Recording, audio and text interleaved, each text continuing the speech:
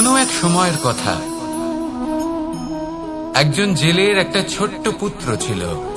সে ভাবল যে আমি আমার বাবার মতোই মাছ ধরব। তখন সে একটা লাঠি নিল, তাতে দড়ি বাঁধল, আর সেই দড়ির মুখে যে কাঁটা বিঁধে থাকে তাতে চারা ঝুলিয়ে জলে ফেললো আর বসে থাকলো। কিছু সময় পরে জলে একটি তরঙ্গ দেখা গেল। ও বুঝতে পারল খুব বড় একটা মাছ ফাঁদে পড়েছে। ও বল প্রয়োগ করলো, সেটা টানার চেষ্টা করলো। মাছও বল প্রয়োগ করলো, আর শেষে যেটা হলো সেই দড়ি ছিঁড়ে গেল আর মাছ বেঁচে পালিয়ে গেল। দেখুন, ও অনেক চেষ্টা করলো কিন্তু অসফল হলো। কখনো অধিক বল প্রয়োগ করলো, আবার কখনো কম বল, কিন্তু কিছুতেই সফল হলো না। ও পঞ্চমবার প্রচেষ্টা করলো, না বেশি বল প্রয়োগ করলো না কম, ততটাই বল প্রয়োগ করলো যতটা পর্যাপ্ত, ঠিক ততটাই বল, যতটা বল সেই মাছ প্রয়োগ করলো। আর শেষ পর্যন্ত জীবনে প্রথমবার ও মাছ ধরতে সফল হলো। এবার এই কথার সারমর্ম কি? ভারসাম্য। এটাই হলো জীবনের সবথেকে বড় নিয়ম। আমাদের সবার জীবনে সমস্যা রয়েছে, কখনো মন দিয়ে ভেবে দেখবেন। জীবনে যদি কোনো ক্ষুদ্র সমস্যা বা ছোট সমস্যা থাকে আর সেটা সমাধান করার জন্য আপনি বেশি চেষ্টা করছেন, তাহলে তার দ্বারা সমাধান হয় না, বরং আরো বিপদ বেড়ে যায়। যখন কোনো বড় সমস্যা থাকে আর আপনি কম চেষ্টা করতে থাকেন, তখন সমাধান হয় না, তা চলতেই থাকে। শুধু এটাই হলো ব্যাপার। জীবনের সমস্ত সমস্যার একটা ভারসাম্য বজায় রাখা, যদি এটা আপনি শিখে ফেলতে পারেন, জীবনটা আপনার হাতের মুঠোয় থাকবে। আসুন আমার সাথে ভালোবেসে বলুন, রাধা রাধা। আপনি কখনো কোনো বাজকে নিজের বাসা বানাতে দেখেছেন?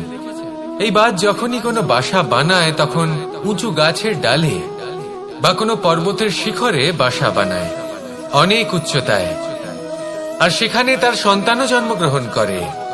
যখন এই সন্তানেরা জন্মায় তখন এই বাজ খুবই ভালোবেসে এবং খুব সাবধানে এদের পালন পোষণ করে। নিজের ঠোঁট দিয়ে তাদের ঠোঁটে খাবার পরিবেশন করে। কিন্তু যেই সেই সন্তানেরা হৃষ্টপুষ্ট হয়ে যায় এবং সেই কথা বাজ নিজে বুঝতে পেরে যায়, সেই বাজ নিজেই সেই বাসা ছিন্ন ভিন্ন করে দেয়। সেই সন্তান যাদের সবেমাত্র ডানা গজিয়েছে, কিভাবে উড়তে হয় তারা জানে না, সেই সন্তানগুলিকে উচ্চতা থেকে ঠেলে দেয়। সেই সন্তান প্রথমে ভয়ভীত হয়ে যায়। তারা সামনে মৃত্যুকে দেখতে পেয়ে ভয়ের কারণে তাদের ডানা ঝাপটাতে থাকে, আর সেই প্রক্রিয়াতেই সেই সন্তানগুলি উড়তে শুরু করে দেয়। এবার এই ঘটনায় আমরা কি শিক্ষা পেতে পারি? এটাই, যদি আপনি মাতা পিতা হন তাহলে নিজের সন্তানকে অবশ্যই স্নেহ করুন, কিন্তু তাদেরকে নিজের আঁচলের তলায় বেঁধে রাখবেন না। যদি আপনি চান আপনার সন্তান জীবনে উন্নতি করুক, তাহলে নিজের মুঠো থেকে তাদের স্বতন্ত্র করে দিন। এই সংসারে সংঘর্ষ করতে দিন। সেই সন্তান নিজেই বুঝতে পারবে যে জন্মের সময় পাওয়া ডানা কি করে ব্যবহার করতে হয়। আর আপনার চোখের সামনে আপনার সন্তান এই আকাশে উড়তে থাকবে। তাহলে আসুন আমার সাথে ভালোবেসে বলুন, রাধা রাধা। কখনো কোনো চাতককে দেখেছেন? একটা চাতক বর্ষার জন্য অপেক্ষা করে। সেই বর্ষার জলে নিজের তৃষ্ণা নিবারণ করে, নয়তো সারা বছর তৃষ্ণার্ত থেকে যায়। ও আকাশের দিকে তাকিয়ে থাকে আর অপেক্ষা করে যে কবে বর্ষা হবে আর কবে আমি আমার তৃষ্ণা নিবারণ করব। সেখানে অন্যদিকে একটি কাক বা একটা পায়রা, এরা কি করে? যেখানে জল পায় পান করে নেয়, যেখানে খাবার পায় খেয়ে নেয়, আত্মীয় স্বজন বন্ধু বান্ধব যাকেই পায় তার সাথে সময় কাটায়, খাবার খায় আর চলে যায়। এবার এদের মধ্যে মিল কোথায় আর পার্থক্য কোথায়? দুজনের কাছেই ডানা রয়েছে, দুজনেই উড়তে পারে। এই আকাশ হলো ওদের, খাবারের দানা ওদের। পার্থক্য হলো তাদের অভিলাষার, পার্থক্য হলো তাদের আকাঙ্ক্ষার, পার্থক্য জীবন যাপনের ধরনের। এবার যত বেশি আকাঙ্ক্ষা থাকবে, যত দামি জীবন যাপন করার ইচ্ছে থাকবে, তত বেশি কষ্ট আপনাকে সহ্য করতে হবে। আবার অন্যদিকে জীবন যত সরল হবে, জীবন যাপন যত সরল হবে, সমস্যা ততটাই কম হবে। তাই সবসময় চেষ্টা করবেন আপনার মানসিকতা এবং আপনার জীবন যেন সরল হয়। ভালোবাসতে থাকুন। যদি কেউ আপনাকে ভালোবাসে তাকেও আপনি ভালোবাসা ফিরিয়ে দিন। তাদের সাথে কথা বলুন, কিছু তাদের কথা শুনুন, কিছু নিজের কথা বলুন। দেখবেন সকল তাপ উত্তাপ দূর হয়ে গেছে। এটাই তো হলো জীবনের সারমর্ম। তাই প্রেমে থাকুন, ভালোবাসুন, আর ভালোবেসে আমার সাথে বলুন রাধা রাধা। একবার একজন সাধক ওনার শিষ্যদের একটা কাজ দিলেন। একটা দুর্লভ জড়িবুটি নিয়ে আসতে বললেন। এতটাও কঠিন কাজ সেটা ছিল না, কারণ সকল শিষ্য জানতেন যে এই দুর্লভ জড়িবুটি কোথায় পাওয়া যায়। পর্বতের শিখরে। কঠিন কাজ কোনটা? সেখানে পৌঁছনোর সেই পথ যা ছিল কাঁটায় জর্জরিত, পাথরে পরিপূর্ণ, যেখানে পিছলে পড়ার আশঙ্কা রয়েছে এবং গভীর ক্ষত পেতে পারে সবাই। এবার বেশ কয়েকজন শিষ্য গেলেন, তার মধ্যে কয়েকজনই সেই জড়িবুটি নিয়ে আসতে পারলেন। কারণটা কি ছিল? কিছু শিষ্যের মনোযোগ ছিল শুধুমাত্র লক্ষ্যের দিকে, অর্থাৎ পর্বতের সেই শিখরে। কিছু শিষ্যের মনোযোগ ছিল পথের এই সংকটগুলির ওপর। কিছুজন নিজের সমস্ত মনোযোগ, সমস্ত শক্তি কেন্দ্রীভূত করলেন শুধুমাত্র লক্ষ্যের দিকে। বাকিরা মনোনিবেশ করলেন এই সংকটের থেকে নিজেকে বাঁচাতে। কিন্তু যাদের মনোযোগ শুধু লক্ষ্যের দিকে ছিল, শুধু তারাই জড়িবুটি নিয়ে আসতে পারলেন। কারণ কি ছিল? একটা সহজ ব্যাপার যা আমাদের বুঝতে হবে। আমরা যদি লক্ষ্যে পৌঁছতে চাই, তাহলে বিপদের সম্মুখীন তো আমাদের হতেই হবে, আর কোনো বিকল্প নেই। যন্ত্রণাও হবে, পায়ে কাঁটাও হয়তো ফুটতে পারে, হয়তো পড়েও যেতে পারেন, হয়তো রক্তপাতও হতে পারে। কিন্তু তার সাথেই সাফল্য অর্জনের যে আনন্দ, সেটাও পাওয়া যায়। সেই জন্য নিজের মনোযোগ সবসময় লক্ষ্যের দিকে রাখুন, পথের সেই বিপদগুলির দিকে নয়। সত্যি কথা বলতে এই বিপদ, এটা কিছুক্ষণের, আজ আছে কাল নাও থাকতে পারে। কিন্তু যদি লক্ষ্যকে প্রাপ্ত করতে পারেন, তাহলে তার আনন্দ আপনার সাথে সারা জীবন রয়ে যাবে। তাহলে লক্ষ্য প্রাপ্ত করুন আর আমার সাথে ভালোবেসে বলুন রাধা রাধা। আমরা কখন উচিত কাজ করি, কখন অনুচিত কাজ করি, কখন পুণ্য করি আর কখন পাপ করি, কখন ন্যায়ের পথে চলি আবার কখন অন্যায়ের পথে চলি, তা দুজন ব্যক্তি বুঝতে পারেন, পরমাত্মা আর অন্তরাত্মা। এবার প্রত্যেক মুহূর্তে কি হয় পরমাত্মা সবই জানেন, তার কাছে কিছুই গোপন নয়। কিন্তু প্রত্যেক মুহূর্তে আপনার কি করা উচিত সেটা উনি এসে আপনাকে বলতে পারবেন না। সেই জন্য আমাদের ভেতরে অন্তরাত্মা আছে, আমাদেরই চেতনার একটি অংশ। একবার চোখ বুঝে দেখুন, অন্তরাত্মার মধ্যে নিমজ্জিত হয়ে ভাবুন আর বোঝার চেষ্টা করুন। এই অন্তরাত্মা সবসময় আপনাকে শুভ কাজ করার জন্য প্রেরিত করেন আর অশুভ কাজ করা থেকে বিরত করেন। এই অন্তরাত্মার কথা মানতে থাকুন, পরমাত্মা সবসময় আপনার কাছেই পাবেন। আসুন আর আমার সাথে ভালোবেসে বলুন রাধা রাধা। মানুষের জীবনে দুই ধরনের আবেগ থাকে যা চিরকাল তার সাথে বসবাস করে। প্রথম স্বপ্ন, দ্বিতীয় অজুহাত। মানুষ হাজার হাজার স্বপ্ন দেখতে পারে, আমাকে এই কাজ করতে হবে, আমাকে ওখানে ঘুরতে যেতে হবে, আমায় জীবনে এই অসম্ভব কাজ বাস্তবায়িত করে দেখাতে হবে, আদি ইত্যাদি। এবার ঠিক যেমন স্বপ্ন দেখেন, সেইভাবে অজুহাতও খুঁজে নিয়ে আসেন। আমি এই স্বপ্ন পূরণ করতে পারলাম না, কারণ আমাকে কেউ সাহায্যই করল না, কারণ আমি দুর্বল হয়ে পড়েছিলাম, কারণ আমার কাছে সময়ই ছিল না, আদি ইত্যাদি। এবার সাফল্য এবং অসফলতার মাঝখানে এই ধরনের সংঘর্ষ হতে থাকে। সাফল্য তখন লাভ করা সম্ভব যখন আপনার স্বপ্ন আপনার অজুহাতের থেকে অনেক বড় হয়, আর অসফলতা তখন পাবেন যখন আপনার অজুহাত আপনার স্বপ্নের থেকে অনেক বড় হয়। আপনি যদি সাফল্য লাভ করতে চান, তাহলে চেষ্টা করতে থাকুন, পরিশ্রম করুন। যদি অসফল হন তাহলে ভয়ভীত হওয়ার কোনো প্রয়োজন নেই। নিজের ভুল বুঝুন, তাকে শুধরে নিন, আবার চেষ্টা করুন। কিন্তু যদি নিজের জীবনে অজুহাত নিয়ে আসেন, তখন স্বপ্ন কখনো পূরণ হবে না। আসুন আমার সাথে ভালোবেসে বলুন, রাধা রাধা। এমন কিছু রয়েছে মানুষের মনে, তাদের জীবনে এমন এক আবেগ যা সর্বজন বিদিত, যা সবাই জানেন যে উপস্থিত আছে। সেটাকে আমরা সমস্যা বলে থাকি। এমনিতে আমরা সকলেই জানি যে এমন কোনো গৃহ নেই যেখানে মৃত্যুর ছায়া পড়েনি, এমন কোনো বৃক্ষ নেই যার দ্বারা ওষুধ তৈরি সম্ভব নয়, এমন কোনো অন্ন নেই যা সময়ের সাথে বিষ বা অমৃতে পরিণত হতে পারে। এবার এই সমস্যাগুলি কোনো ব্যক্তির জন্য সমস্যা হতে পারে, কিন্তু নিজে থেকে এরা কোনো সমস্যাই নয়। এরা আসে আমাদের সাহায্য করতে, আমাদের কিছু শেখাতে। আপনি নিজেই দেখুন, পর্বতের শিখর থেকে কোনো এক পাখি পড়ে গিয়ে নিজের প্রাণ ত্যাগ করল। সেটা কখন সম্ভব? যখন সেই পাখি ওড়ার চেষ্টাই করে না। তখন যখন কোনো ব্যক্তি জলে পড়ে যান এবং ডুবে গিয়ে নিজের প্রাণ হারান, এর সম্ভাবনা কখন বেশি থাকে?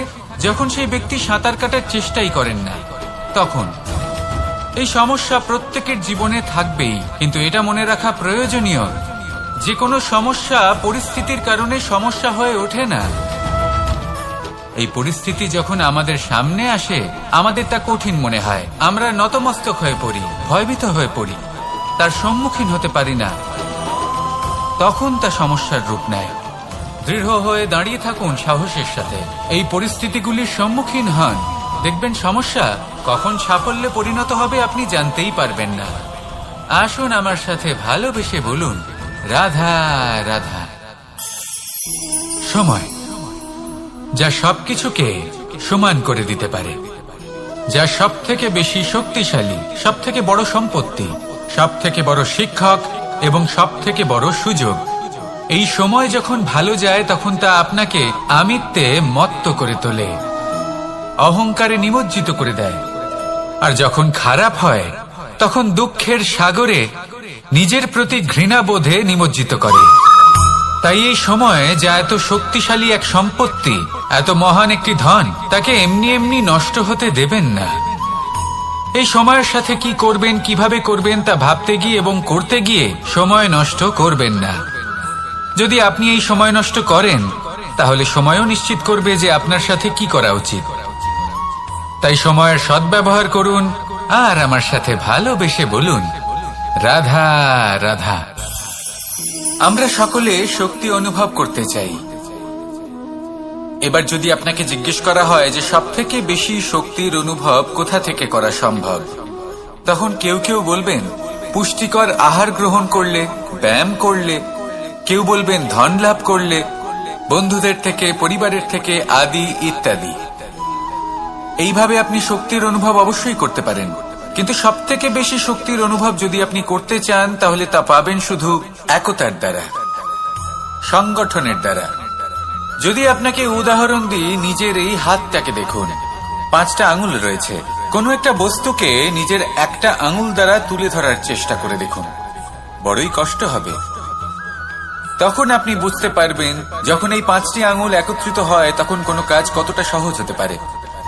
এটাই হলো শক্তি, একতার।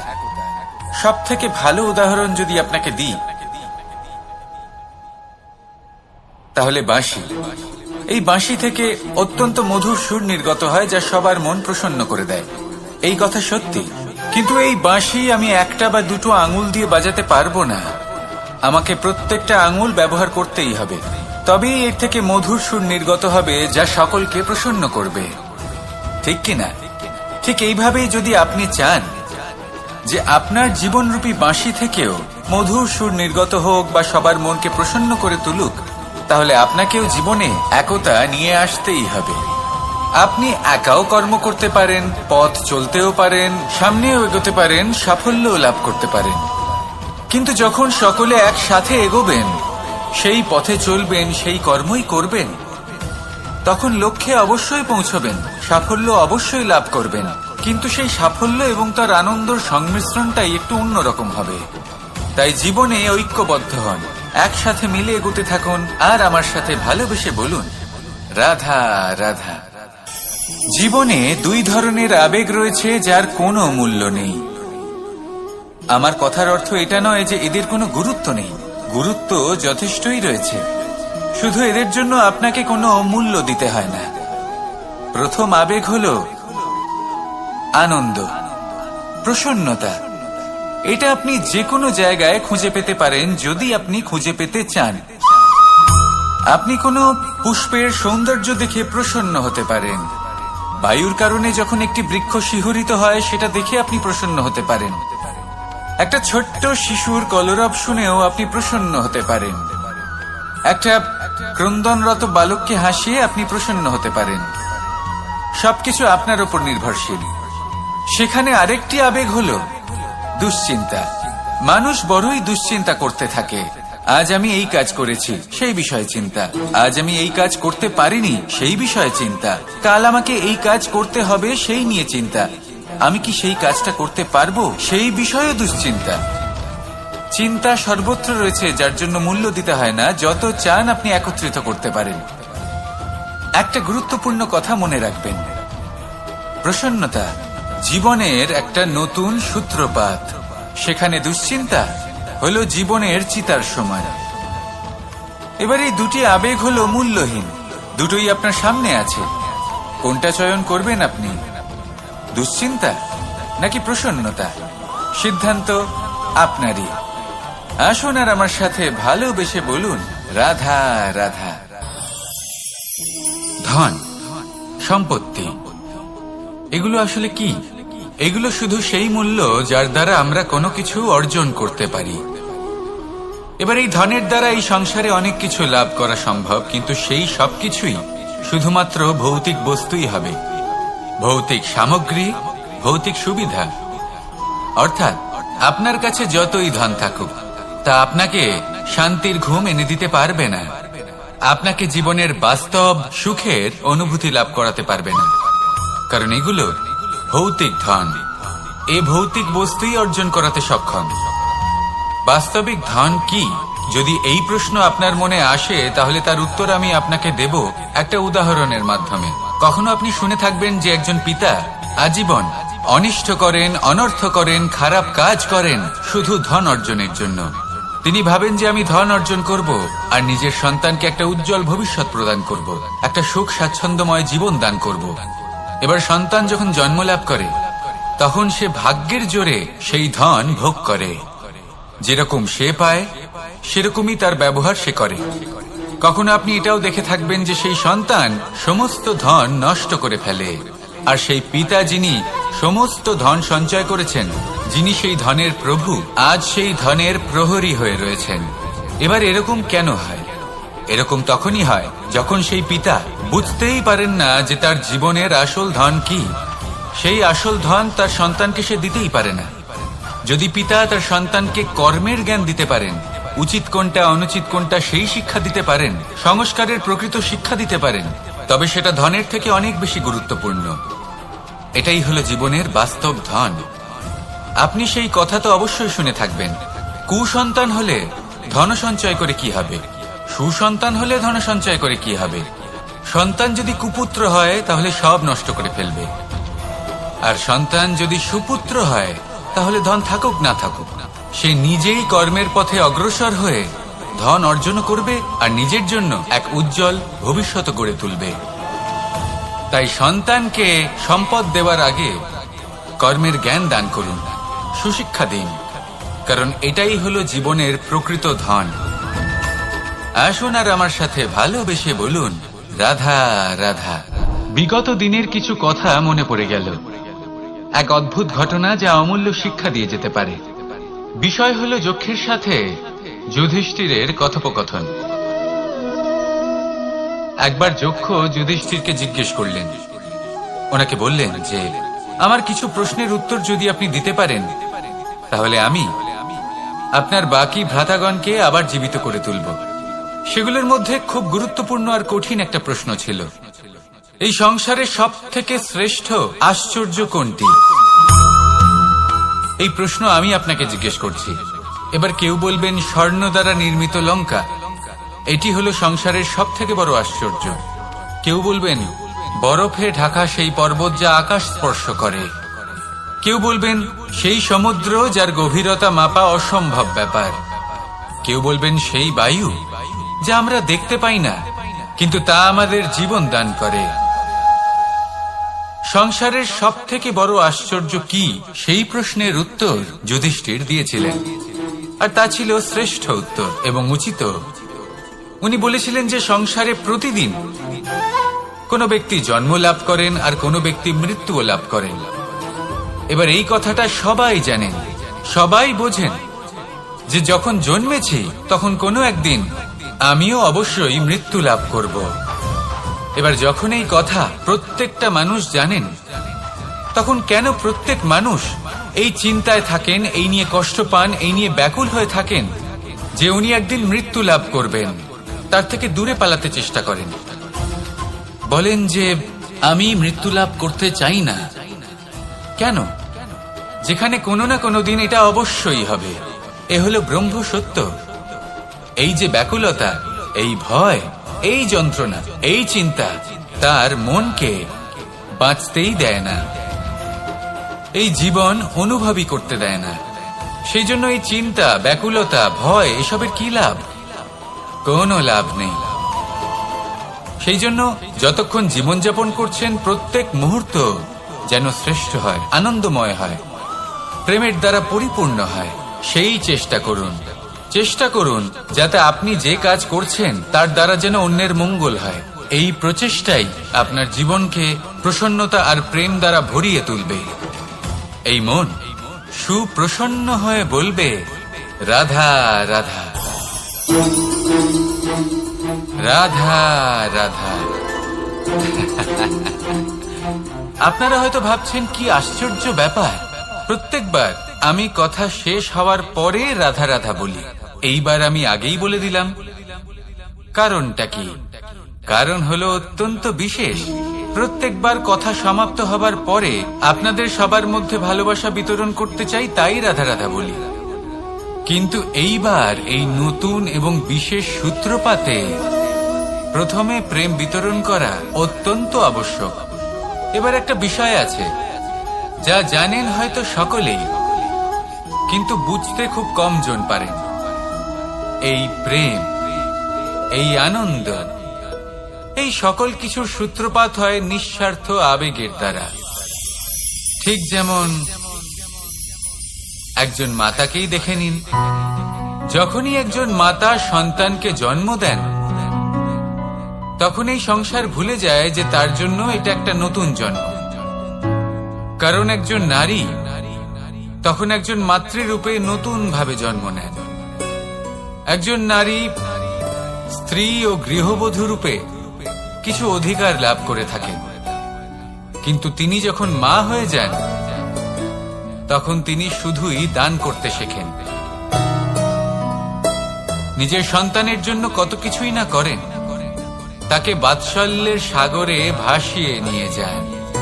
এই সংসারে রাজকুমার জন্ম নিতেই পারেন, তাকে রাম এবং লক্ষণ কিন্তু মায়েরাই বানিয়ে তোলেন। একজন গোয়ালা জন্ম নেয়, তাকে দ্বারকাধীশ একজন মাই বানিয়ে তোলেন। পিতা হলেন সেই পর্বত যার একটা অংশ হলো তার সন্তান, কিন্তু মা হলেন সেই শিল্পী যিনি একটা পাথরকে খোদাই করে এমন এক মূর্তি গড়ে তোলেন যাকে সকলে পূজনীয় মনে করেন। তাহলে স্মরণ করুন সেই সকল মুহূর্ত যেগুলি আপনি নিজের মাতার সাথে অতিবাহিত করেছেন। অনুভব করতে পারবেন যে কিভাবে এক মুহূর্তেই এই মন প্রফুল্ল হয়ে ওঠে। এবারের কারণ কি? এর কারণ হলো এই জীবনের আসল দ্বারই হলো মমতা।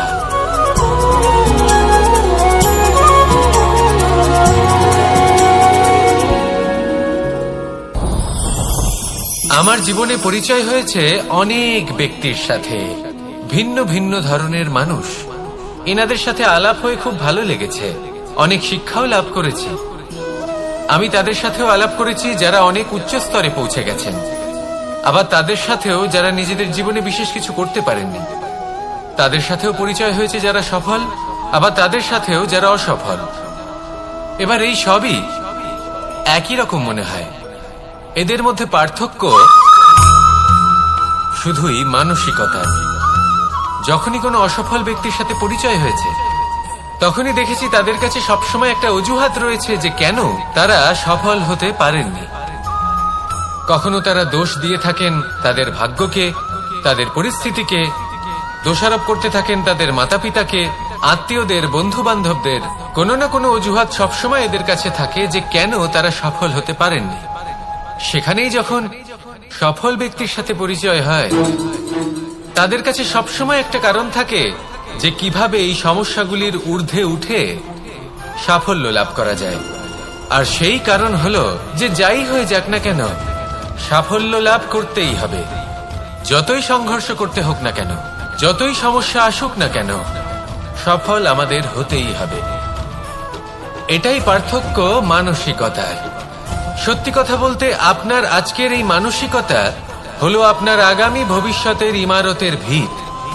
এই মানসিকতা যতটা প্রবল হবে, যতটা শুভ হবে, আপনার ভবিষ্যৎ ততটাই বিশাল এবং সুন্দর হবে। তাহলে সমস্যার উপর নয়, সাফল্যের উপর মনোযোগ কেন্দ্রীভূত করুন, জীবনে এগোতে থাকুন, আর আমার সাথে ভালোবেসে বলুন, রাধা রাধা।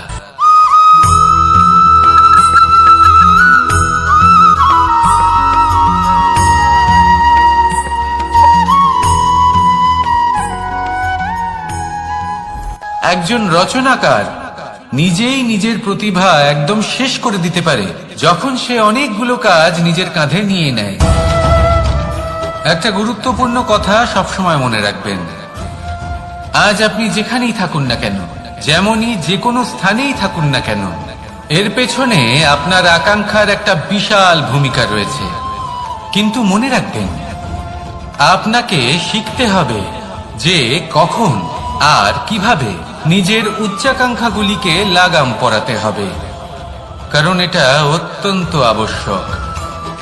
তাই আসুন আর আমার সাথে ভালোবেসে বলুন, রাধা রাধা।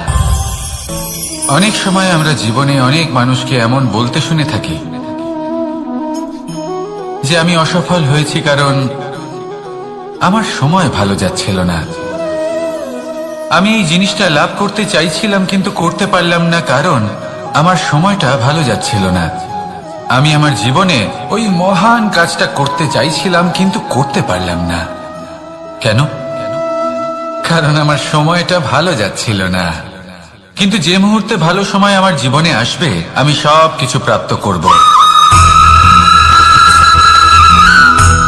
এমন প্রায় প্রত্যেকেই বলেন। আসুন একটা কথা বোঝা যাক। একজন মালিকে দেখুন, সে প্রত্যেক দিন গাছের সেবা করে, তাকে জল দেয়, তার যত্ন আত্তি করে। কেন? প্রত্যেক দিন সেই গাছ ফল দেয় না। সঠিক সময় এলে তবেই সেই গাছ ফল দেয়, কিন্তু প্রত্যেক দিন মালি তার সেবা করে, তাকে যত্ন করে। শুধুমাত্র তখন করে না যখন সেই গাছ ফল দিতে সক্ষম। আর যদি মালি গাছের যত্ন প্রতিদিন না করে, তাহলে হয়তো সেই গাছ ফল দিতেই পারবে না। এটাই হলো আমাদের জন্য একটা শিক্ষা। যখন সময় আমাদের জন্য অপেক্ষা করে না, তখন আপনি সময়ের জন্য কেন অপেক্ষা করছেন? ভালো সময়ের জন্য অপেক্ষা করবেন না। ভালো এবং শুভ কর্ম দ্বারা ভালো সময়কে নিজের কাছে টেনে আনুন। নিরন্তর কর্ম করুন, পরিশ্রম করতে থাকুন। শুভ সময় আপনা থেকেই আপনার কাছে আসবে। আসুন আমার সাথে ভালোবেসে বলুন, রাধা রাধা। মানুষের এই সংসারে জীবনযাপন করার জন্য কিছু জিনিসের প্রয়োজন পড়ে। এমন কিছু আবেগ, এমন কিছু বস্তু আছে যেগুলো তার প্রয়োজন হয়। কিন্তু সব থেকে বেশি যে জিনিসটা তার প্রয়োজন হয় সেটা হলো সম্মানের। আমাদের ভালো লাগে যখন কেউ আমাদের সম্মান করে। আমরা কাউকে সম্মান করলে তারও সেটা ভালো লাগে। কিন্তু আপনি দেখবেন যে সংসারে বেশিরভাগ মানুষ দুটি মাপদণ্ডের ভিত্তিতে সম্মান করেন। হয় বয়স দেখে করেন বা উপার্জন দেখে। অর্থাৎ সেই ব্যক্তি কতটা উপার্জন করেন। এবার ভেবে দেখুন, এটা আবশ্যক নয় কারোর বয়স যদি বেশি হয় তার বুদ্ধিও ততটাই বেশি হবে। আবশ্যক এটাও নয় যে কোনো ব্যক্তি যদি অত্যন্ত ধনী হন বা তার মনও নির্মল হবে বা তিনি সৎকর্ম করবেন বা এমন কোনো কর্ম করবেন যাতে উনি সম্মান লাভ করতে পারেন। হতে পারে উনি ধনী কিন্তু দুশ্চরিত্র। সেই জন্য বয়স বা উপার্জন দেখে কোনো ব্যক্তিকে সম্মান করবেন না। কর্ম দেখুন। যদি গভীরভাবে ভেবে দেখেন তাহলে দেখবেন যদি কোনো মানুষ কোনো সৎকর্ম করেন তাহলে তার প্রতি হৃদয় থেকে সম্মান জাগ্রত হয়। এটাই হলো সেই সম্মান যা অর্জন করতে হবে। বয়স আজ আছে, কাল আরো বৃদ্ধি পাবে। উপার্জন আজ আছে, কাল সেটা কমে যেতেও পারে। কিন্তু যদি আপনি নিরন্তর শুভকর্ম করতে থাকেন তাহলে আপনি মৃত্যুর পরেও অমর হয়ে থাকবেন। আসুন আমার সাথে ভালোবেসে বলুন, রাধা রাধা। পাপ এবং পুণ্য, এই দুই হলো সংসারের এমন দুই বিন্দু যাকে কেন্দ্র করে এই সংসারের চক্র ঘুরতে থাকে। আমরা যদি কোনো কর্ম বিচার করি হয় পুণ্য নয় পাপের দৃষ্টিভঙ্গি দিয়ে, এটা হয় পুণ্য না হলে পাপ। কিন্তু এই পাপ এবং পুণ্য এই দুই নির্ভর করে প্রত্যেক মানুষের ওপর, তার চিন্তাধারা, তার পরিস্থিতির ওপর। ধরুন এমন একজন মানুষ যিনি অনেক দিন ধরে বনে পথ হারিয়েছেন, অনেক দিন হয়তো উনি কোনো খাবার খাননি। এবার এমন পরিস্থিতি চলে এসছে যে এবার যদি উনি খাবার না খান তাহলে হয়তো জীবিতই থাকবেন না। আর এমন অবস্থায় ওনার সামনে যদি কোনো প্রাণী আসে তাহলে তাকে শিকার করা এটা কিন্তু তার কাছে পাপ নয়, এটা তো জীবিত থাকার একমাত্র উপায়। এটা তার কাছে পুণ্য সম। আর যদি আমি এমন একজন ব্যক্তির কথা বলি যিনি সরল, যিনি একটি সুখী, শান্ত, সুরক্ষিত জীবনযাপন করছেন, তার কাছে কিন্তু এটা পাপ। এইরকমই এই সংসারে ভিন্ন ভিন্ন পরিভাষা আছে পাপ এবং পুণ্যের। তার মধ্যে যদি আমি আপনাকে একটি সরল পরিভাষা দিই, সেটা হলো জীবনে যখনই কোনো কর্ম করবেন সেটা নিয়ে একটু ভেবে দেখুন যে এই যে কাজটা আমি করছি তার ফলে এই যে অন্য মানুষেরা আছেন এই সংসারে তারা কি দুঃখ পাবেন? যদি তারা দুঃখ পান তাহলে সেটা পাপ।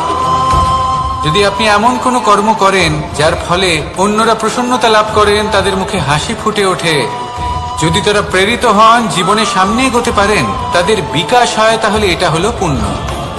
তাই জীবনে সবসময় পুণ্য করতে থাকুন আর আমার সাথে ভালোবেসে বলুন, রাধা রাধা। বনস্পতি ফলনের জন্য আমাদের কিসের প্রয়োজন পড়ে? একটু ধরিত্রীর, একটু পরিশ্রমের আর একটা বীজের। এবার যদি মানুষের কথা বলি তাহলে এখানে ধরিত্রী হলো মানুষের এই জীবন, যেখানে মানুষ নিজের ইচ্ছের ফল ফুল ফলন করতে চায়। পরিশ্রম হলো আমাদের কর্ম, আর বীজ হলো আমাদের নির্বাচন। আমাদের বেছে নিতে হবে যে আমরা কি বপন করব, আম নাকি ফণি মনসা। এর মধ্যে আমরা কি পেতে চাই? রসালো ফলের ফলন চাই নাকি কাঁটার ফলন চাই, তা আমাদের উপর নির্ভরশীল। কিন্তু একটা কথা ঠিক, লক্ষ্য যেমনই হোক না কেন, জীবন যেমনই হোক না কেন, যদি আপনি লক্ষ্যের দিকে এগোতে থাকেন তাহলে কর্মের সাথে খামখেয়ালি আচরণ করতে পারবেন না। যদি আপনি এমন করেন তাহলে এটা আপনাকে একটা অনুচিত লক্ষ্যে পৌঁছে দেবে, সেটা কিন্তু নিশ্চিত। সবসময় এটা মনে রাখবেন, কর্মের সাথে খামখেয়ালি হবেন অর্থাৎ কর্মফলও আপনার সাথে খামখেয়ালি হবে। তাহলে নিষ্ঠার সাথে কর্ম করতে থাকুন আর নিজের লক্ষ্যকে প্রাপ্ত করুন। আর আমার সাথে ভালোবেসে বলুন, রাধা রাধা। অগ্নি চতুর্থ তত্ত্ব, সব থেকে বেশি গুরুত্বপূর্ণ কিন্তু তার থেকেও বেশি ভয়াবহ। কখনো অগ্নিকে নিয়ন্ত্রিত রূপে উনুনে জ্বলতে দেখেছেন? এই অগ্নি আমাদের খাবার বানাতে সাহায্য করে, যা আমাদের শক্তি প্রদান করে। কিন্তু এই অগ্নি যখন বিচলিত হয়ে, অনিয়ন্ত্রিত হয়ে কোন বনের আগুন হয়ে ওঠে, তখন মহা বিনাশ ঘটে যায়। আপনারই অন্তরের ঊর্জা হলো এই অগ্নি। এটা আপনার শক্তিও, আপনার ক্রোধ। একে ব্যবহার কিভাবে করবেন তা আপনারই হাতে। যদি কোনো ব্যক্তি নিজের অন্তরের এই ঊর্জাকে ব্যবহার করেন শক্তির রূপে, তাহলে সে বিকাশ ঘটাতে পারে, নির্মাণ ঘটাতে পারে। কিন্তু যদি কোনো ব্যক্তি তার অন্তরের ঊর্জাকে বিধ্বংসী অস্ত্র বানিয়ে ফেলেন, তাহলে নিশ্চিত রূপে মহা বিনাশ ঘটতে পারে, যাতে বিনাশ তারও অবশ্যই হবে। অনেক বছর পূর্বে এমনই এক আগুনের দ্বারা এই সুন্দর পৃথিবীর নির্মাণ হয়েছিল, আর অনেক বছর পূর্বে এমন এক আগুনেই সমস্ত জীব এবং সংসার বিলুপ্ত হয়ে গেছিল। এবার আপনি আপনার অন্তরের ঊর্জা দ্বারা বিনাশ ঘটাতে চান নাকি নির্মাণ ঘটাতে চান, সেই সিদ্ধান্ত আপনারই। আসুন আমার সাথে ভালোবেসে বলুন, রাধা রাধা। কখনো কখনো এমন হয়, আমরা আমাদের বাড়ির উঠোনে বীজ বপন করি, আর তা বিকশিত হয় একটা সুন্দর বৃক্ষে। তার শাখাগুলি প্রতিবেশীর বাড়ি পর্যন্ত পৌঁছয়। ফলের বর্ষণ প্রতিবেশীর বাড়িতেও হয়ে থাকে, আর আমরা ভাবি গাছ আমরা উৎপন্ন করব আর ফল খাবেন আপনারা। এই কেমন কথা হলো? আপনাকে এই কথা বুঝতে হবে যে এসব হলো ভৌতিক বস্তু, সাংসারিক বস্তু। কখনো নিজের বাড়ির বাগানে ভালোবাসার গাছ বপন করে দেখুন, তার শাখাও প্রতিবেশীর বাড়ি পর্যন্ত পৌঁছবে, ফলের বর্ষণ সেখানেও হবে। কিন্তু সেই ফল চাইতে আপনাকে যেতে হবে না, সেই ফল দ্বিগুণ মাত্রায় আবার আপনার কাছেই ফিরে আসবে। তাই নিজের বাড়িতে আর নিজের মনে ভালোবাসার গাছ উৎপন্ন করুন। এই জীবন প্রসন্ন হয়ে বলবে, রাধা রাধা। অ দিয়ে অন্ত, আ দিয়ে আরম্ভ, এই দুইয়েরই রাশি সমান। যদি আপনি মন দিয়ে দেখেন তবে দেখবেন এদের সম্পর্ক খুবই নিবিড়। কিভাবে? যখন কোনো কিছু শুরু হয়, এটা নিশ্চিত হয়ে যায় যে তা সমাপ্তও হবে। আরম্ভই যদি না হয়, তা সমাপ্তও হবে না। যা আরম্ভ হয়েছে তার সমাপ্তি হলো অবশ্যম্ভাবী।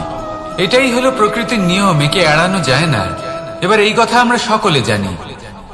এবার মানুষ কি ভাবে যে সমাপ্তির পরে কি হতে পারে, এর উত্তর তাদের কাছে নেই। তাদের উচিত অন্য কোনো বিষয় ভাবা যা বেশি গুরুত্বপূর্ণ। এবার মানুষ এটা জানে না যে মৃত্যুর পরে কি হতে পারে, কিন্তু এই কথা অবশ্যই জানে যে জন্ম থেকে মৃত্যু পর্যন্ত এই সময়, যাকে আমরা জীবন বলে থাকি, এই সময় আমরা কর্ম করতে পারি। এই কথা তো আমরা জানি। তাহলে এমন কি কর্ম করা যেতে পারে যা আমাদের সমাপ্তির পরও আমাদের প্রাসঙ্গিক করে রাখতে পারে, এই বিষয়ে ভাবা উচিত। যে জন্মগ্রহণ করেছে তার মৃত্যু হবেই, এটা সাধারণ বিষয়। কিন্তু ইতিহাস আজও সেই সকল মানুষজনকে স্মরণ করেন যাদের এই সংসার তাদের মৃত্যু নয়, বরং তাদের জীবনকালে যে কর্ম তারা করেছেন তার দ্বারা মনে রাখেন।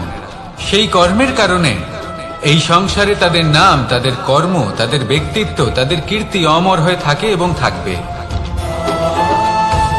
আপনার কাছে এতটা সময় নেই যতটা আপনার মনে হচ্ছে আপনার কাছে আছে। সেই জন্য যত শীঘ্র সম্ভব শ্রেষ্ঠ কর্ম করুন, যতটা পারবেন ততটা অধিক সুকর্ম করুন। এই সংসারে নিজেকে অমর করে তুলুন আপনার মৃত্যুর পরেও। আর আমার সাথে ভালোবেসে বলুন, রাধা রাধা। ওমা, এ কি? আমি কখন থেকে এখানে অপেক্ষা করছি, হাত পেতে দাঁড়িয়ে রয়েছি যাতে একটা ফল আমার হাতে এসে পড়ে এবং সেটা আমি খেতে পারি। কখন থেকে অপেক্ষা করছি, কিন্তু সেটা হচ্ছেই না। এবার আপনি বলবেন যে এসব কি বলছি, এ কি অদ্ভুত কথা বলছি। যদি ফল খেতে হয় তাহলে আমাকে বৃক্ষে চড়তে হবে, ফলের কাছে পৌঁছতে হবে, তবেই তো ফল পাবো। এবারে এটা অত্যন্ত সহজ ব্যাপার, কিন্তু এই বিষয়টা আপনি নিজের জীবনের প্রসঙ্গে ভেবে দেখুন। লক্ষ্য কোথায় আছে আপনি জানেন, সেই লক্ষ্যে পৌঁছানোর পথ কি সেটাও আপনি জানেন, সেই পথে চলার ক্ষমতাও আপনার রয়েছে, কিন্তু তাও আপনি নিজের লক্ষ্য লাভ করতে পারছেন না। কেন? কারণ আপনি অপেক্ষা করছেন যে লক্ষ্য আপনার সামনে চলে আসবে, কিন্তু তা হয় না। লক্ষ্য সে যাই হোক না কেন, ধন হোক, প্রেম হোক, কোনো সম্মান হোক বা মোক্ষ হোক, যদি আপনি তার দিকে অগ্রসর না হন তাহলে ফল প্রাপ্তি অসম্ভব ব্যাপার, তা কোনোদিনই হবে না। সেই জন্য আপনার চোখের সামনে আপনি যদি নিজের লক্ষ্যকে দেখতে পান তাহলে উঠুন এবং সেই দিকে অগ্রসর হতে শুরু করুন। নিজের অন্তরের সকল অশুভ গুণ দূর করুন, অলসতা ত্যাগ করুন, অজ্ঞানতা ত্যাগ করে দিন এবং চলতে থাকুন। অবশ্যই মনোবাঞ্ছিত ফল লাভ করতে পারবেন। মনে রাখবেন, চলতে থাকলে তবেই লক্ষ্য প্রাপ্তি হবে। অপেক্ষার দ্বারা শুধুমাত্র মৃত্যু লাভ হবে। আসুন আমার সাথে ভালোবেসে বলুন, রাধা রাধা। পাখি কখন জন্ম নেয়, কখন উড়তে শেখে, কখন বাসা বানাতে শেখে, কখন নিজের মৃত্যু লাভ করে, এসব আমাদের মধ্যে কেউ জানি না। কিন্তু পাখি একটা কথা খুব ভালো করে জানে, যে এই সংসারে ও যা কিছুই করুক না কেন, এই সংসারের ওকে নিয়ে কিচ্ছু যায় আসে না। এবার আমরা কি করি? কোনো কাজ করার আগে আমরা এটা ভাবি যে এই সংসার যদি আমাকে দেখে ফেলে তাহলে কে জানে এই সংসার কি ভাববে, আমার প্রতিচ্ছবি কেমন তৈরি হবে কে জানে, কে জানে কি হবে আদি ইত্যাদি। এই সব ভাবনায় আমরা মগ্ন হয়ে যাই। কিছুটা এমন ভাবে মগ্ন হই যে বর্তমানের কর্মের এই জীবনের যাত্রাপথে সেই সময়ের আনন্দ উপভোগ করতে ভুলে যাই। এবার দেখুন একটা পাখি কি করে, ওর কর্ম হলো গান গেয়ে চলা। ওই পাখি গেয়ে চলে, কেউ ওর গান শুনুক বা না শুনুক, কেউ আদৌ শুনছে কিনা সেই বিষয়টা নিয়ে সেই পাখির কিছুই যায় আসে না। সেই পাখি নিজের কর্ম করতে থাকে। হয়তো সেই জন্যই আপনি কখনো কোনো পাখিকে কাঁদতে দেখবেন না। এরকমই আপনাকে নিজেকে গড়ে তুলতে হবে। প্রথমে নিজেকে জিজ্ঞেস করুন, এই যে কর্ম আমি করতে চলেছি সেটা কি উচিত? যদি আপনার মনে হয় সেটা উচিত তাহলে সেটা প্রমাণ করুন। এটা ভাববেন না যে এই সংসার কি ভাববে। আসুন আর আমার সাথে ভালোবেসে বলুন, রাধা। বনের মধ্যে যদি আপনি কোনো বিষাক্ত সাপ দেখেন তাহলে কি করবেন? আপনি তখনই তার থেকে দূরে পালাতে চেষ্টা করবেন। আর এটা কেন করবেন? নিজের রক্ষার্থে। এই কথা আমি নয় মেনে নিলাম, কিন্তু নিজের জীবনে এটা করেন না কেন? আপনি যেখানেই যান, যে স্থানেই যান না কেন, প্রত্যেক সময় প্রত্যেক মুহূর্তে এমন বিষাক্ত সাপ আপনি অবশ্যই খুঁজে পাবেন। আর সেই সাপ নয় যাদের আপনি বনে খুঁজে পাবেন, এরা হলো সেই সাপ যা আপনাকে পাপ করতে বাধ্য করবে। আপনার অন্তরের বাসনা, ক্রোধ, অহংকার, লোভ, ঈর্ষা এদের বৃদ্ধি ঘটাবে। দেখুন, বনের এই সাপ আপনাকে একবার ছেড়ে দিতেও পারে, ছোবল নাও মারতে পারে, কিন্তু এই যে পাপরূপী সাপ আছে তা অবশ্যই ছোবল মারবে। কর্ম যদি করেন তাহলে অবশ্যই ফল পাবেন। সেই জন্য যখনই কোথাও যাবেন, যদি এমন কাউকে দেখেন, যদি এমন কিছু দেখেন যে আপনাকে পাপ করতে বাধ্য করছে, তাহলে সেই মুহূর্তে সেখান থেকে পালিয়ে যান। যেমন বনের সাপ দেখে আপনি পালাতে থাকেন। সৎকর্মের রক্ষা অত্যন্ত আবশ্যক। আসুন আর আমার সাথে ভালোবেসে বলুন, রাধা রাধা। যদি কোনো সিংহ বানরের মতো গাছে চড়তে চেষ্টা করে তাহলে কি হবে? একটা মাছ যদি মাটিতে হাঁটতে চেষ্টা করে তাহলে কি হবে? তারা বিফলই হবে। কিন্তু এরকম কেন হয়? তার কারণ হলো প্রকৃতির রচনা কিছুটা এরকম। এখানে প্রত্যেকটি ব্যক্তিকে, প্রত্যেকটি প্রাণীকে আলাদা আলাদা গুণের অধিকারী করা হয়েছে এবং সকলকে একটা সীমাও প্রদান করা হয়েছে। এবার এই যে বৃক্ষ, পশু, পাখি, এদের মধ্যে সেই ক্ষমতাই নেই যে এরা নিজেদের যাচাই করতে পারবে, নিজেদের সীমাগুলো বুঝতে পারবে, নিজেদের সদ্গুণগুলো চিনতে পারবে। এরা সেটা করতে পারবে না। কিন্তু মানুষ তো আলাদা। মানুষের কাছে সেই বিশেষ শক্তি আছে যে তারা পূর্ণরূপে নিজেদের যাচাই করতে পারবে, নিজেকে পূর্ণরূপে বুঝতে পারবে, নিজের দোষ, নিজের অপগুণ, নিজের সদ্গুণ, নিজেদের সীমাগুলো তারা বুঝতে পারবে। আর এটা অত্যন্ত গুরুত্বপূর্ণ। কথায় আছে যে যদি সাফল্য লাভ করতে হয় তাহলে নিজেকে যাচাই করে নিতে হবে। তাই নিজেকে যাচাই করুন, নিজের সাথে পরিচিত হয়ে যান এবং জীবনে কর্ম করতে থাকুন। সাফল্যের শিখরে অবশ্যই পৌঁছে যাবেন। আর ওখানে যদি যান তাহলে এই মন প্রসন্ন হয়ে অবশ্যই বলবে, রাধা রাধা। অন্ধকারাচ্ছন্ন রাত্রি যদি এসে থাকে তাহলে আলোকিত প্রকাশ নিয়ে সূর্যও অবশ্যই আসে। রোগ যদি এসে থাকে তাহলে তার ওষুধও অবশ্যই আসে। সমস্যা যদি আসে তাহলে সেই সমস্যার সমাধানও নিজে থেকেই আমাদের কাছে চলেই আসে। এই সংসার, এই জীবনের শুধুমাত্র একটাই নিয়ম আছে, আর তা হলো এটাই, এই সংসার হলো একটা চক্রের মতো, এতে শাশ্বত বলে কিছু নেই, নিত্য বলে কিছু নেই, আর যা কিছুই রয়েছে সব বদলাতে চলেছে। যদি আপনার জীবনে দুঃখ থাকে, সমস্যা থাকে, যদি আপনি বিপদ দ্বারা আচ্ছন্ন, তাহলে মনে রাখবেন সবকিছু বদলে যেতে চলেছে। দুঃখের সময় কাঁদবেন না, মনকে আরো দুঃখী করে তুলবেন না, কারণ এখানে যা কিছুই এসেছে তা যাওয়ার জন্যই এসেছে। তাহলে এত চিন্তা কিসের? আনন্দ সহকারে জীবন যাপন করুন, আর আমার সাথে ভালোবেসে বলুন রাধা রাধা। রাত্রিবেলায় যখন আলোকিত জোনাকিদের দেখেন তখন মন প্রসন্ন হয়ে ওঠে, এদের দেখতে খুবই সুন্দর লাগে। আর এমন ঠিক কেন হয়? প্রথম হলো এটাই যে রাতের বেলায় চতুর্দিক অন্ধকারাচ্ছন্ন থাকে। এমত অবস্থায় যদি আমরা কোথাও একটু প্রকাশ দেখি, তাহলে সেটাই আশার কিরণের ন্যায় মনে হয়। সেই প্রকাশই আমাদের মন প্রসন্ন করে তোলে। আর সেই জন্য যে সকল মানুষ রাতের বেলায় কোনো জোনাকি দেখতে পান তারা প্রসন্ন হয়ে যান। এবার কখনো কখনো জীবনে আমাদের মনে হয় যে চতুর্দিকে শুধুমাত্র অন্ধকারই হয়ে আছে, প্রত্যেকেরই তা কখনো মনে হয়। আর তখনই আমাদের নিরাশ হলে চলবে না, আমাদের দুঃখী হলে চলবে না। সেই সময় আমাদের খুঁজতে হবে নিজেদের আশেপাশে, চতুর্দিকে, আর কোথাও না কোথাও আমরা প্রকাশ অবশ্যই দেখতে পাবো, আশার একটা কিরণ অবশ্যই দেখতে পাবো। কেউ এমন একটা কর্ম করেন যেটা দেখে আমরা প্রেরিত হয়ে যাই, আর এমন কোনো কর্ম যদি আপনারা করেন তাহলে সেই কর্ম আপনার মনকে প্রসন্ন ভাব, আনন্দ এবং ভালোবাসা দ্বারা ভরিয়ে তুলবে। আপনার অন্তরে সেই অন্ধকারের অন্ত করবে, দুঃখেরও অন্ত করবে। আর এই মন প্রসন্ন ভাব নিয়ে বলবে রাধা রাধা। মনুষ্য জীবনের সবথেকে বেশি গুরুত্বপূর্ণ বিষয় হল মনের একাগ্রতা।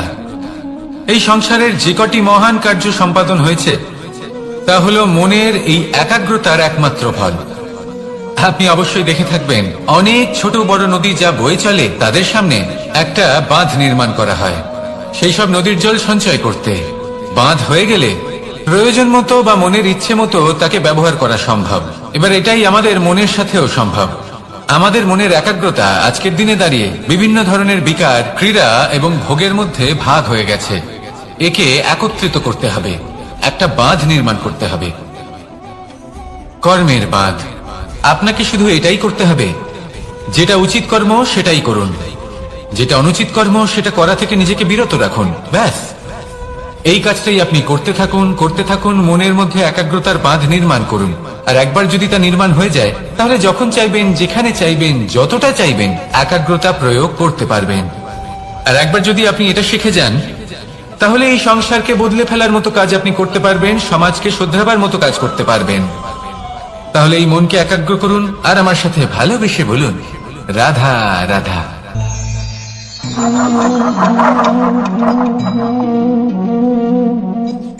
কোন ব্যক্তিকে নিশ্চয়ই দেখেছেন যিনি নিজে কাঠ কাটার এই কাজে নিপুণ এবং অভিজ্ঞ।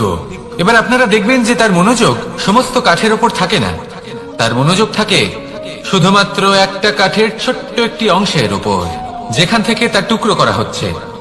কিন্তু সেটা উনি কেন করেন? যদি এটা উনি না করেন তাহলে সেই কাঠ সঠিক পদ্ধতি এবং তাড়াতাড়ি কাটা যাবে না। জীবনেও তাই হয়ে থাকে। আপনি হয়তো কোনো লক্ষ্য স্থির করেছেন বা পথ নির্বাচন করেছেন বা কাজ স্থির করেছেন যেটা আপনি করেই ছাড়বেন। তাহলে নিজের সম্পূর্ণ মনোযোগ শুধুমাত্র তার উপর কেন্দ্রীভূত করুন। যদি আপনার মন এদিক ওদিক তাকাতে থাকে, অস্থির হয়ে পড়ে, বিচলিত হয়ে পড়ে, যদি তা হয়ে থাকে তাহলে আপনি অবশ্যই অসফল হবেন। তাই কর্মঠ থাকুন, নিরন্তর কর্ম করতে থাকুন এবং পূর্ণ মনোযোগ দিয়ে নিজের কাজ করুন।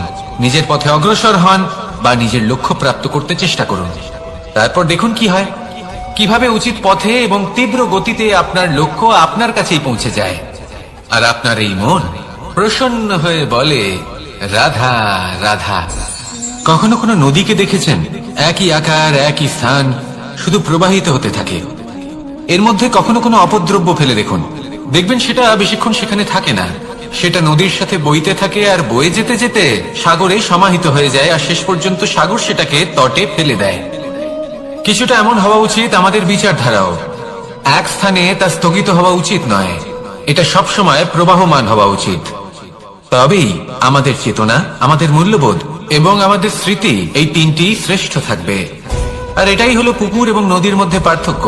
নদীতে জল সবসময় বয়ে চলে, সেই জন্য পবিত্র থাকে, শুদ্ধ থাকে এবং পরিষ্কার থাকে। আর সেখানে এই পুকুরের তলদেশে সব জমা হতে থাকে, আর সেই জন্য তা অপবিত্র হয়ে যায়। তাই সবসময় এই বিচারধারা প্রবাহমান রাখুন।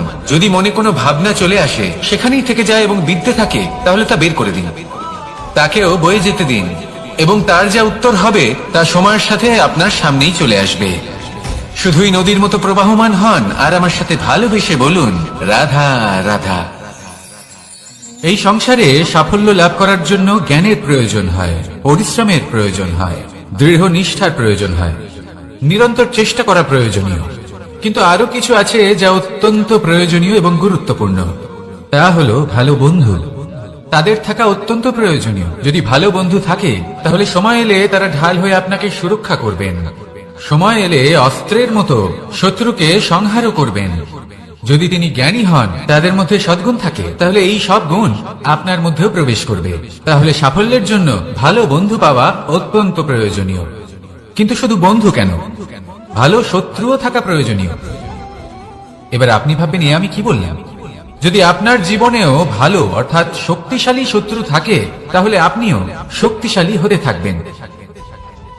এই শত্রু আপনাকে প্রেরিত করবে আরো বেশি শক্তিশালী হয়ে ওঠার। কখনো কোনো হরিণকে দেখুন, তীব্র গতিতে দৌড়তে থাকে। কেন তীব্র গতিতে দৌড়য়? এই কারণে নয় যে কোথাও তার জন্য মধুর ঘাস অপেক্ষা করে রয়েছে, না, সে এই কারণে তীব্র গতিতে দৌড়য় কারণ সেটা না করলে তার পেছনে একটি সিংহ আছে যে ওকে নিজের ভোজন করে ফেলবে। তাই জীবনে বিপদ, সংকট, এই সবকিছুও হলো অত্যন্ত গুরুত্বপূর্ণ। তার সম্মুখীন হতে শিখুন আর আমার সাথে ভালোবেসে বলুন, রাধা রাধা। আমরা সবাই ফল খাই, কিন্তু আমাদের সেই ফলই প্রিয় হয় যে পরিপক্ক হয়ে ওঠে, যেটা নম্র হয়, আর যে ফল অনেক বেশি মিষ্টি আর সুস্বাদু হয়ে থাকে, যাদের রঙে বাহার দেখা যায়। সেইভাবে জীবনে আমরা নানান মানুষের সাথে পরিচিত হই, কিন্তু সেই মানুষই আমাদের মন ছুঁয়ে যায় যারা বিনম্র স্বভাবের, যাদের বাণী খুব মধুর, যাদের অন্তরে আত্মবিশ্বাসের একটা তেজ, একটা রং দেখা যায়। এবার এমন ব্যক্তি আমরা কি করে হব? ঠিক সেইভাবেই যেমন একটা ফল রোদ, বর্ষা, শীত, বায়ু, এই সকল সংকটময় পরিস্থিতির সম্মুখীন হয়ে পরিপক্ক হয়ে ওঠে, সেইভাবেই মানুষ সংকটময় পরিস্থিতির সম্মুখীন হয়ে পরিপক্ক হয়ে ওঠেন। যদি এই সংকটের সম্মুখীন হন, তাহলে অভিজ্ঞ হবেন, আর এই অভিজ্ঞতাই শিক্ষা দিয়ে যাবে। এই অভিজ্ঞতা আমাদের শিখিয়ে দেয় যে আমাদের বিনম্র থাকতে হবে। অহংকার করে কোনো লাভ নেই। মধুর বাণীর যে কি মূল্য তা আমরা শিখতে পারি। এই অভিজ্ঞতাই আমাদের বুঝিয়ে দেয় যে উচিত অনুচিত কোনটা, আমাদের দৃষ্টিভঙ্গি তৈরি করে, আর এই দৃষ্টিভঙ্গি দ্বারা আত্মবিশ্বাস জাগ্রত হয়। সেই জন্য জীবনে কখনো বিপদ থেকে দূরে পালাবেন না, সেগুলোর সম্মুখীন হন, অভিজ্ঞতা লাভ করুন, তার থেকে শিক্ষা লাভ করুন, এইভাবেই পরিপক্ক হবেন। আসুন আমার সাথে ভালোবেসে বলুন, রাধা রাধা। ধন সঞ্চয় করা সম্ভব, আর সেই জন্য ধন সব থেকে বেশি মূল্যবান সম্পত্তি নয়। এবার আপনি বলবেন, আমি কি বলছি? এই ধন খুব মূল্যবান, আমরা সকলে অর্জন করতে ব্যস্ত। সেটা এই কারণে, কারণ আপনারা জানেন না এই সংসারের সব থেকে বেশি মূল্যবান সম্পত্তি কি। এ হলো সেই সম্পত্তি যা কখনো সঞ্চয় করা সম্ভব নয়। আপনার কাছে যতই ধন থাকুক, তা দিয়ে আপনি স্বাস্থ্য লাভ করতে পারেন, বাড়ি কিনতে পারেন, আদি ইত্যাদি, কিন্তু আপনি যতই ধনী হন না কেন, ফেলে আসা দিনের একটা মুহূর্ত আপনি লাভ করতে পারবেন না। এই একটা মুহূর্ত, এই সময়, এটাই হলো সংসারের সব থেকে মূল্যবান সম্পত্তি। একবার চলে গেলে তা কখনোই ফিরে আসে না। আর এই মুহূর্ত যতই চলে যাক না কেন, আমরা স্মৃতির মাধ্যমে সেগুলি যাপন করতে পারি, তার আনন্দ উপভোগ করতে পারি, আর যার সাথে আমরা সময় অতিবাহিত করেছি তার স্মৃতিতে আমরা চিরকাল জীবিত থাকতে পারি। সেই জন্য সময় সব থেকে মূল্যবান সম্পত্তি, তাকে এইভাবে নষ্ট করবেন না। প্রত্যেকটা মুহূর্ত উপভোগ করুন, আনন্দ করুন, আর ভালোবেসে বলুন, রাধা রাধা। কনক, কি সুন্দর একটা শব্দ। এর অনেকগুলো রূপ রয়েছে, অনেকগুলো অর্থ রয়েছে। প্রথম অর্থ হলো স্বর্ণ, অর্থাৎ সম্পত্তি। দ্বিতীয় অর্থ ধুতুরা, অর্থাৎ গাছের ছোট একটা বীজ, যা কিনা অত্যন্ত শক্তিশালী হয়। যদি বেশি মাত্রায় এর প্রয়োগ করা হয়, তাহলে এটা বিষময় হয়ে উঠতে পারে। এই হলো সেই ধুতুরা যার প্রয়োগ মহাদেবের পুজোতে করা হয়। এবার প্রশ্ন হলো এটাই যে এই স্বর্ণ এবং এই ধুতুরার মধ্যে মিল কি রয়েছে। মিল হলো এটাই যে এই দুটোই মানুষকে মত্ত করে তোলে। ধুতুরা মানুষকে তখন মত্ত করে যখন তাকে সেবন করা হয়, কিন্তু স্বর্ণ, ধন, সম্পত্তি, মানুষ সেটা যতটাই অর্জন করে নেয় সেটাই যথেষ্ট। এই স্বর্ণ মানুষের ভাবনা চিন্তা করার ক্ষমতাকে বশ করে ফেলে। মানুষ সম্পত্তির লোভে মত্ত হয়ে ওঠে, কারণ যে যত চমৎকারী, যতটা অমূল্য হয় তাকে সামলানো কিন্তু ততটাই কঠিন, তাই না? তাই মনে রাখবেন, ধন, স্বর্ণ, সম্পত্তি এগুলো ধুতুরার থেকেও অনেক বেশি বিষাক্ত হতে পারে। তাই এর উপর আত্মসংযমের একটা কবচ পরিয়ে রাখবেন এবং বিবেকের শক্তির সাথে এগুলো প্রয়োগ করুন, তবেই কল্যাণ হবে। আসুন আমার সাথে ভালোবেসে বলুন, রাধা রাধা। আমার কাছে যশোদা মা যেমন, আমার কাছে দেবকী মা যেমন, আমার কাছে ঠিক তেমনই হলেন গোমাতা। এবার ভেবে দেখার বিষয় হলো এটা যে এই সংসারে অসংখ্য প্রাণী আছে, একজন গাইকে একজন মায়ের মর্যাদা কেন দেওয়া হয়? তাহলে এর অনেকগুলো কারণ আছে। এই গাই অর্থাৎ গোমাতা, এনারা হলেন অত্যন্ত শান্ত, শান্তিপ্রিয়, কখনো কারোর কোনো ক্ষতি করতেই পারেন না। গোমাতা যে দুধ নিজের বাছুরকে পান করান সেই দুধই আমাদেরও দেন। সেই দুধ পান করে আমরা শক্তি লাভ করি। এই দুধ থেকে আমরা মাখন, ঘি, পায়েস এইসব সুস্বাদু খাবার লাভ করি। গোমাতার গোবর আমাদের জ্বালানি হিসেবে সাহায্য করে, যার ফলে খুব কম সংখ্যক কাঠ ব্যবহার করা যায় এবং বেশিরভাগ জঙ্গল সুরক্ষিত থাকে।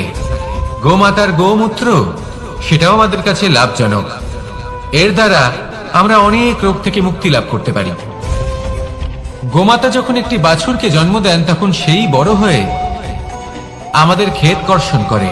সেই জন্য গাইকেও জীবনে মায়ের মর্যাদা দেবেন। যতটা সম্ভব তাকে সেবা করুন এবং ভালোবেসে তাকে পালন করুন। এই মন নিজে থেকেই প্রসন্ন হয়ে বলবে, রাধা রাধা। মধু কারই না পছন্দ বলুন তো? অত্যন্ত সুস্বাদু হয় এই মধু, মিষ্টি খেতে হয় এবং তা শক্তিও প্রদান করে। এবং প্রত্যেকটি মিষ্টি পদার্থের মতোই এতেও খুব তাড়াতাড়ি পিঁপড়ে ধরে যায়। অন্যদিকে যদি নুনকে দেখি, তাহলে বছরের পর বছর রাখলেও এতে পিঁপড়ে ধরে না। এবার যদি কথা বলি বন্ধুত্বের, তাহলে বন্ধুত্ব নুনের মতো হওয়া উচিত, মধুর মতো নয়। যারা সামনে এলে শুধুমাত্র মধুর মধুর কথা বলবে, পরে এতে পিঁপড়ে ধরে যাবে, এটা নুনের মতো হওয়া উচিত। প্রকৃত বন্ধু হলো সে যে সময় এলে পরে আপনার সামনে আপনার প্রকৃত সত্য তুলে ধরবে, তা সে যতই কঠিন হোক না কেন। আপনার দোষ, আপনার অপগুণ, আপনার খামতি আপনাকে বলতে পারবে, যাতে আপনি সেগুলো শুনে মেনে নিয়ে তারপর নিজেকে শুধরোতে পারেন। এটাই হলো প্রকৃত বন্ধুত্ব।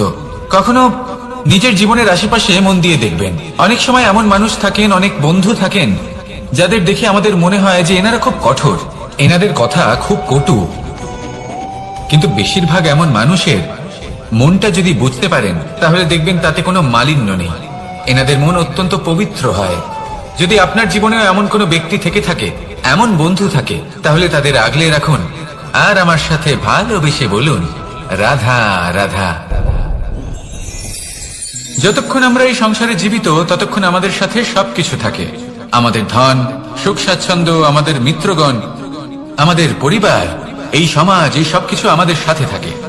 যেদিন আমরা এই সংসারকে ত্যাগ করব, এদের মধ্যে কেউ আমাদের সাথে যাবে না, না ধন, না স্বাচ্ছন্দ্য, না সম্পত্তি। এই সকল মানুষ, এই সমাজ, এরা শুধুমাত্রই শ্মশান পর্যন্ত আমাদের সাথে থাকতে পারবেন। তারপরে যদি আমাদের সাথে কিছু যেতে পারে, তাহলে তা শুধুই আমাদের ধর্ম। আর এই সংসারে আমরা নিজেদের যে সুনাম রেখে যাই, সেটা সম্ভব শুধুমাত্র কর্মের দ্বারা। সেই জন্য সংসারে যতদিন পর্যন্ত জীবিত আছেন, যদি কিছু অর্জন করতে চান, তাহলে ধর্ম অর্জন করুন, ধর্মের বিষয়ে স্পষ্টতা অর্জন করুন এবং কর্ম অর্জন করুন।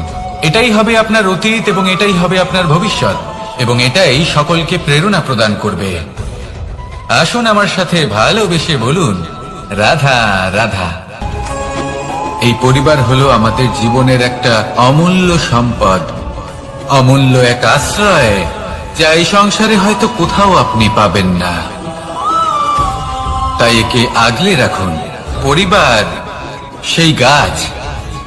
আসুন আমার সাথে ভালোবেসে বলুন, আর সেই গাছ। আসুন আমার সাথে ভালোবেসে বলুন, রাধা রাধা। অনেক সময় আমরা জীবনে অনেক মানুষকে এমন বলতে শুনে থাকি যে আমি অসফল হয়েছি কারণ আমার সময় ভালো যাচ্ছিল না। আমি এই জিনিসটা লাভ করতে চাইছিলাম কিন্তু করতে পারলাম না কারণ আমার সময়টা ভালো যাচ্ছিল না। আমি আমার জীবনে ওই মহান কাজটা করতে চাইছিলাম কিন্তু করতে পারলাম না। কেন? কারণ আমার সময়টা ভালো যাচ্ছিল না। কিন্তু যে মুহূর্তে ভালো সময় আমার জীবনে আসবে আমি সব কিছু প্রাপ্ত করব। এমন প্রায় প্রত্যেকেই বলেন। আসুন একটা কথা বোঝা যাক। একজন মালিকে দেখুন, সে প্রত্যেক দিন গাছের সেবা করে, তাকে জল দেয়, তার যত্ন আত্তি করে। কেন? প্রত্যেক দিন সেই গাছ ফল দেয় না। সঠিক সময় এলে তবেই সেই গাছ ফল দেয়, কিন্তু প্রত্যেক দিন মালি তার সেবা করে, তাকে যত্ন করে। শুধুমাত্র তখন করে না যখন সেই গাছ ফল দিতে সক্ষম।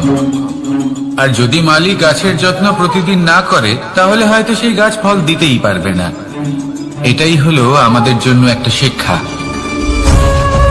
যখন সময় আমাদের জন্য অপেক্ষা করে না তখন আপনি সময়ের জন্য কেন অপেক্ষা করছেন? ভালো সময়ের জন্য অপেক্ষা করবেন না। ভালো এবং শুভ কর্ম দ্বারা ভালো সময়কে নিজের কাছে টেনে আনুন। নিরন্তর কর্ম করুন, পরিশ্রম করতে থাকুন। শুভ সময় আপনা থেকেই আপনার কাছে আসবে। আসুন আমার সাথে ভালোবেসে বলুন, রাধা রাধা।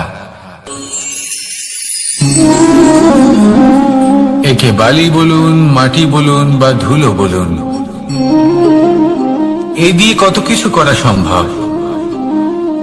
এ দিয়ে আপনি নিজের বাসস্থান নির্মাণ করতে পারেন, প্রাচীর গড়ে তুলতে পারেন, অট্টালিকা নির্মাণ করতে পারেন।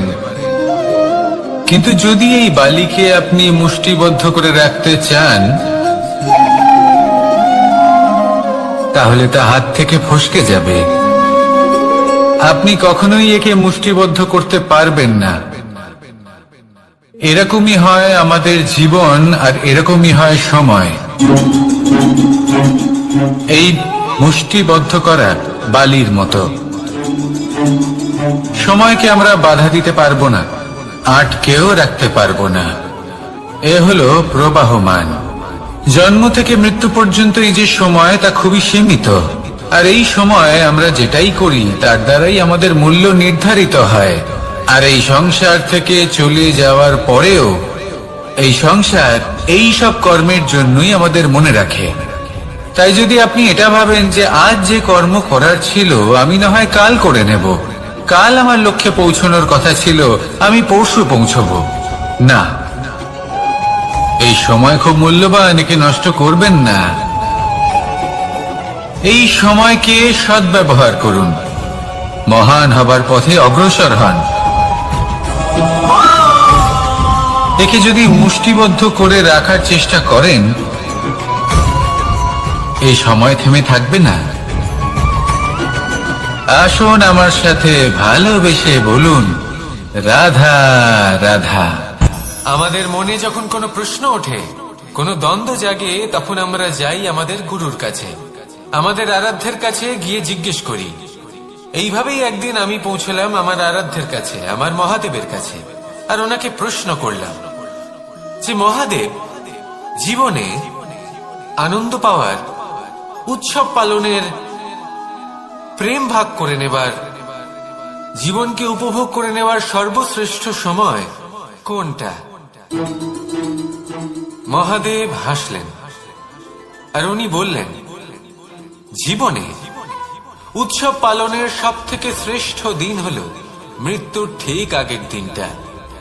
প্রেম ভাগ করে নেওয়ার সব থেকে শ্রেষ্ঠ মুহূর্ত হল মৃত্যুর ঠিক আগের মুহূর্ত। জীবনকে উপভোগ করে নেওয়ার সর্বশ্রেষ্ঠ প্রহর হল মৃত্যুর 1 প্রহর পূর্বে।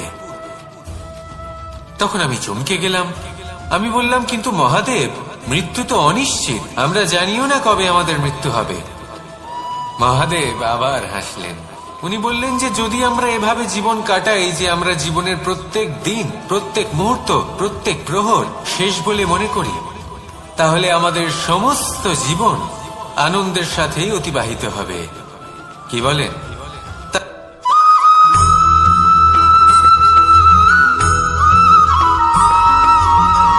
এই সংসারে কোনো বস্তু হোক বা ব্যক্তি হোক, তার একার গুরুত্ব কিন্তু খুব বেশি নয়। একটা উদাহরণ হিসেবে বৃষ্টির ফোঁটাকে ভেবে দেখুন। যদি একটি বৃষ্টির ফোঁটা হয় তাহলে তার খুব বেশি গুরুত্ব থাকে না, কিন্তু যখন সহস্র বৃষ্টির ফোঁটা মেঘের মধ্যে দিয়ে ঝরে পড়ে, তখন সেটা বর্ষার রূপ ধারণ করে। সেই বর্ষা যা এই প্রকৃতিকে শান্ত করে। সেইভাবেই পাথরের ছোট টুকরো, তার খুব বেশি গুরুত্ব থাকে না, কিন্তু যখন অসংখ্য পাথরের টুকরো একত্রিত হয় তখন তা পর্বতের আকার ধারণ করে। সেইভাবেই কিছু মানুষ যখন একত্রিত হন তখন তৈরি হয় পরিবার, কিছু পরিবার যখন একত্রিত হয় তখন তৈরি হয় সমাজ, যখন অনেক সংখ্যক সমাজ একত্রিত হয় তখন তৈরি হয় রাজ্য। এবার এই রাজ্যের সব থেকে গুরুত্বপূর্ণ ব্যক্তি হতে পারেন রাজা, কিন্তু তাও সেই রাজা একা কিছু করতে পারেন না। যুদ্ধ লড়ার সময় তারও নিজের সৈন্যদলকে প্রয়োজন পড়ে। কিন্তু এই সংসারে এমন একজন ব্যক্তি আছেন যিনি একাই সব কাজ করতে থাকেন, এবং সেই ব্যক্তি হলেন মা। আমাদের জীবনে একজন পিতার ভূমিকা কিন্তু নিঃসন্দেহে অমূল্য, কিন্তু আমাদের সকলের জীবনে যে ভূমিকা একজন মায়ের তা অন্য কারোর থাকে না। একজন মা একাই সন্তানকে বড় করতে পারেন, সংস্কারী করে তুলতে পারেন, তার জন্য পরিশ্রম করেন। আর এত কিছু কাজ করার পরেও তার কাজের জন্য তিনি প্রশংসা অবশ্য পান না। উল্টে যদি সেই সন্তান অনুচিত পথে চালিত হয়, অনুচিত কর্ম করে, তখন সেই মাকেই অপবাদের পাত্র হয়ে উঠতে হয়। আমাদের জীবনে মায়ের যোগদান কতটা সেটা বুঝুন। আপনাকে বড় করে তোলার জন্য উনি কতটা পরিশ্রম করেছেন সেটা বুঝুন।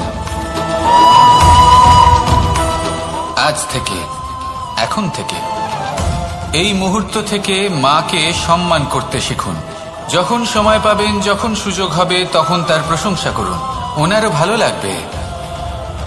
আর মায়ের এই মমতার জন্য, তার এই ভূমিকার জন্য আসুন সবাই মিলে আমরা তাকে প্রণাম করি, আর সকলে মিলে ভালোবেসে বলি, রাধা রাধা।